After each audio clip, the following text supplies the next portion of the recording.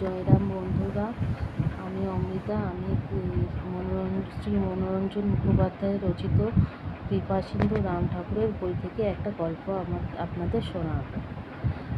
মনোরঞ্জন মুখোপাধ্যায় যখন বিয়ে করে তখন তার স্ত্রী আসার সময় ঠাকুরের একটা ফটো নিয়ে এসেছিলেন সঙ্গে করে।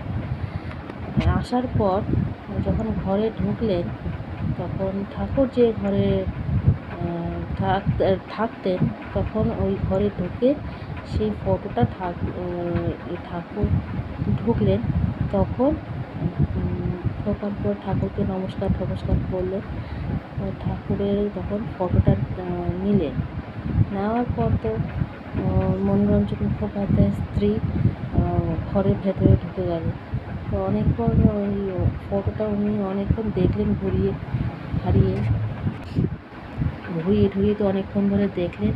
দেখার পর তখন মনোরঞ্জন মুখোপাধ্যায়ের স্ত্রীকে আসতে বললেন, ওনার কাছে আসতে বললেন। তখন মনোরঞ্জন মুখোপাধ্যায়ের দিদিও খুশি মনে মনোরঞ্জন মুখোপাধ্যায়ের স্ত্রীকে যখন ঠাকুরের কাছে নিয়ে আসলেন তখন ঠাকুর ওই ফটোটা ওনার হাতে দিয়ে বললেন, মা, এই যে ফটোটা আপনাকে যে নিয়ে এসেছিলেন, আপনাকে আমি যে ফেরত দিলাম, এটাতে আমি প্রাণ প্রতিষ্ঠা করে দিয়েছি।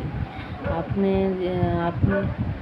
এখানে যে আমাকে তো এখানেই পাবেন, ফটোতেই পাবেন। আপনি এমনিতে তো প্রাণ প্রতিষ্ঠা করে দিয়েছি। করে দেওয়ার পর উনি বললেন, ওনার যে ঘরে বসে এই কথাটা বলছিলেন সেই ঘরে একটা ছোট টেবিল ছিল। ওনার পাশেই, যেখানে বসেছিলেন তার পাশেই একটা ছোট টেবিল ছিল। সেই টেবিলে রেখে দিতে বলে ওখানে রেখেই পুজো করতে। এমনিতেই তো ঠাকুরের ফটোতে প্রাণ প্রতিষ্ঠা করা থাকে। তারপরে যে ঠাকুর নিজে আলাদা করে যখন প্রাণ প্রতিষ্ঠা করে দিচ্ছে, এটা একটু বিশেষ মাহাত্ম্য আছে এই ফটোটার মধ্যে।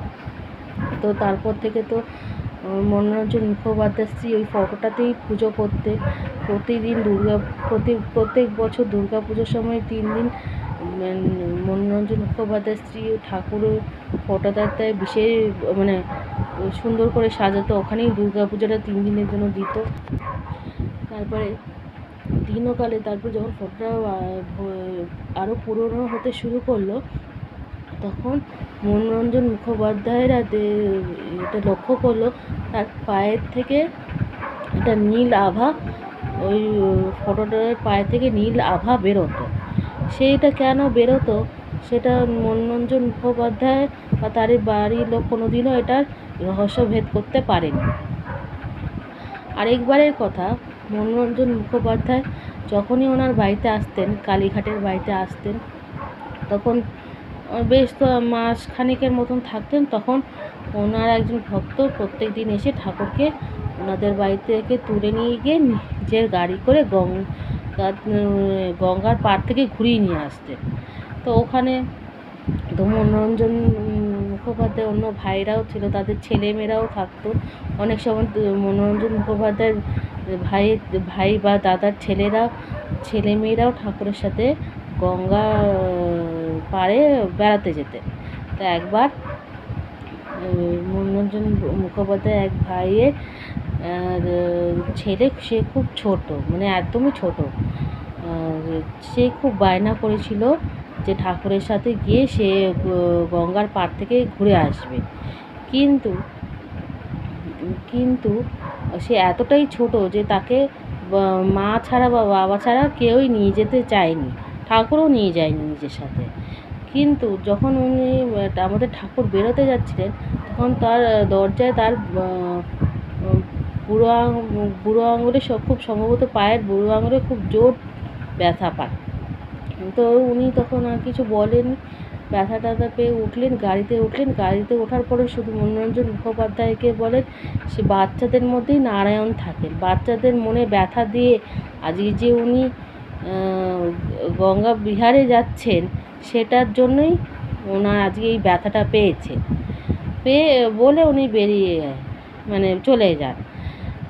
এতে মনোরঞ্জন মুখোপাধ্যায় এটা উপলব্ধি করেছিলেন যে আমাদের ঠাকুর যে কতটা সূক্ষ্ম অনুভূতি পোষণ করেন, যে একটা সামান্য বাচ্চার একটা কথা না মানাতে সে এতটাই দুঃখ পেয়েছে যে তার ব্যথাটা ঠাকুর উপলব্ধি করতে পারলেন। আরেকবারের ঘটনা, ডাক্তার সেন বলে একজন ভক্তপ্রবর ছিলেন, ওনার বাড়িতে কীর্তনের আয়োজন করা হয়েছে। তখন ঠাকুর মনোরঞ্জন মুখোপাধ্যায়ের বাড়িতেই ছিলেন। মনোরঞ্জন মুখোপাধ্যায়রা যখন বেরোচ্ছিলেন কীর্তনে যোগদান দেওয়ার জন্য, তখন ঠাকুর মনোরঞ্জন মুখোপাধ্যায়কে বললেন, আপনি একটা হ্যারিকেন জ্বালিয়ে নিয়ে যান, তেল ভরে একদম পুরো ফুল করে, ফুল মানে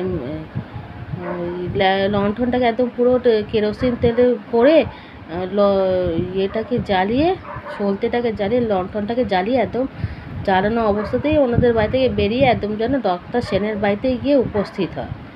তো মনোরঞ্জন মুখোপাধ্যায়রা তো শুনে সবাই তো অবাক হয়ে গেছে যে এটা যখনকার কথা, তখন কিন্তু ইলেকট্রিসিটি এসে গেছে আর সবাই ঠিক মতন সবার বাড়িতে এসে গেছে। এমন কোনো বাড়ি নেই যেখানে ইলেকট্রিসিটি তখন ইউজ হতো না, বা ইলেকট্রিসিটি যে এসে গেছে, ইলেকট্রিসিটি যে নিয়ে কোনো সমস্যা বা যে বারবার লোডশেডিং হয়ে যাচ্ছে বা কিছু এরকম কোনো ব্যাপার না। সবাই যথেষ্ট ইলেকট্রিসিটি নিয়ে স্যাটিসফাইড, এসেও যেরকম গেছে স্যাটিসফাইডও, মানে এত কারেন্ট অফ হতো না।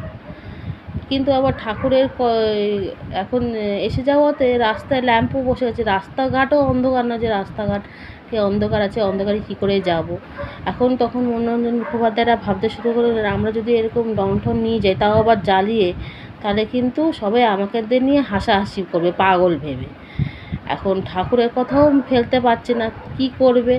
দোনোমনো করতে করতে ওরা না সিদ্ধান্ত নিল, না ঠাকুর যখন বলেছে আমরা লণ্ঠন নিয়ে যাব আর ওটাকে তেল ভর্তি করে জ্বালিয়েই নিয়ে যাব, সে আমাদের লোকে নয় পাগল বললে বলুক, হাসাহাসি করলে হোক করুক, ঠাকুর যখন বলেছে ঠাকুরের কথা আমরা অমান্য করব না বলে ওরা তো জ্বালিয়ে নিয়ে গেছে। আর ঠিক যখন ডাক্তার সেনের বাড়িতে গিয়ে উপস্থিত হলেন, দেখলেন ওর ওখানে সব ঘুটঘুটে অন্ধকার, লাইট পাখা কিছুই জ্বলছে না। ওখানে গিয়ে জানা গেল ওদের ওখানে যে যান্ত্রিক গোলযোগের জন্য ওদের ওখানে কারেন্ট অফ হয়ে গেছে, লোডশেডিং হয়ে গেছে, কারেন্ট অফ লোডশেডিং যাই হোক হয়ে গেছে।